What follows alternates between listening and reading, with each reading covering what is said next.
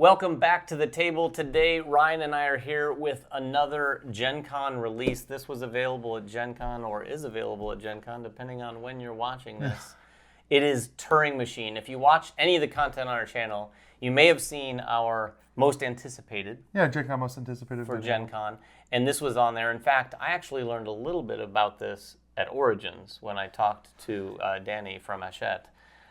This is right up my alley because it's a deduction game.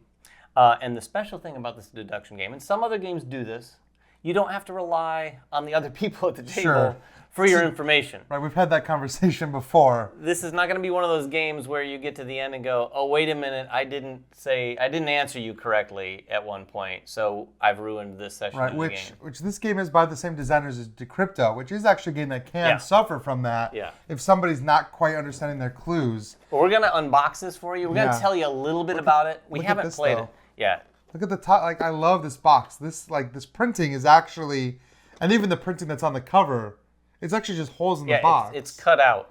I just wanted to mention that. I mean, I'm all for unique boxes. And you can't experience this, but we're going to verbalize it as best we can. The way this lid goes on and off is fantastic. I feel like all board game publishers should put holes in the side of their boxes now. So you just There's no suction on this thing. But really cool box. And taking a look here, and I'll probably put some pictures up here too.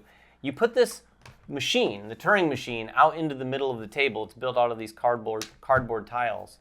And each session is going to be dictated by, they have a handful of puzzles in the rule book, but that is just a glimpse of what you can do in this game because they're going to have an app, and it might be available right now, I'm not sure, that has, not infinite, but like millions, a ton of puzzles that you will never run out of. And this puzzle is really cool. So you're going to put these verification cards out and these criteria cards out around the machine. And they're going to vary in number. I'm not sure if it's based on player count or not, but there's different criteria.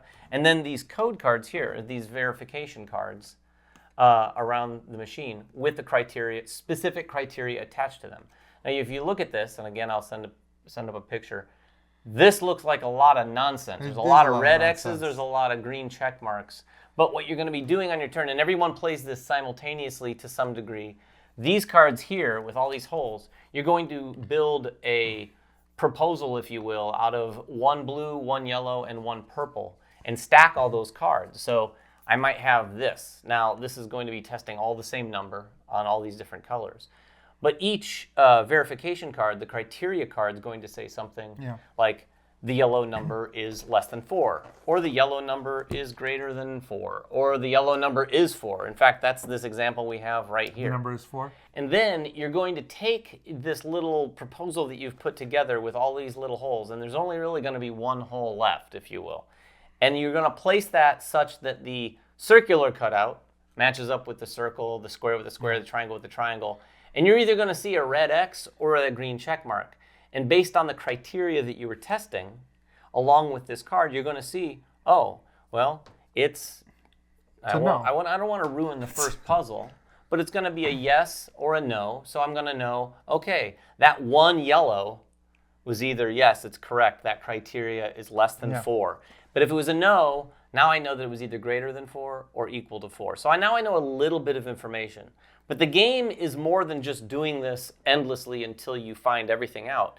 You're going to find some of these pieces out, and much like a game kind of like Search for Planet X, you're going to start to be able to Sudoku your answer and kind of like, well, I know this about this one, and I know this about this one, so this other one must be this. It's like I'm your prop guy pulling out the props out of the box. But yeah, I mean, the score sheet, I mean, it's not the same as Search for Planet X, but it definitely has that feel of like once you start, indicating on this notepad what you think it is, you'll start to chain, like David said, that Sudoku feeling, and that feels so good in games. And you're like, if this is this, then this can't be this, and then this has to be this, and next thing you know, you've solved it. Yeah, I cannot wait to dig into this more, but we wanted to pull this thing open and show you all there is to show about this thing.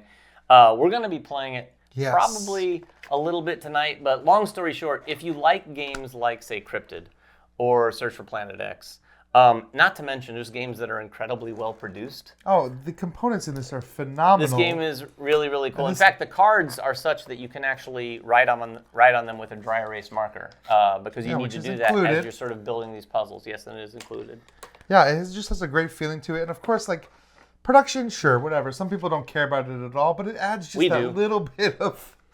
We do. I'm going to be spending the rest of the night just putting the lid on this box and taking it off and putting it back on. He's already done like 5 or 6 times. It is a very satisfying feeling. It is. It's akin to if there was a magnet in the box. Well, here's what I think. You want to hand me that cover again? Because the fact that this cover is dual layered like that, I know it's just a little bit of thing, but if they're willing to put this amount of money in the production, it's because they believe the game is really good, right? For sure.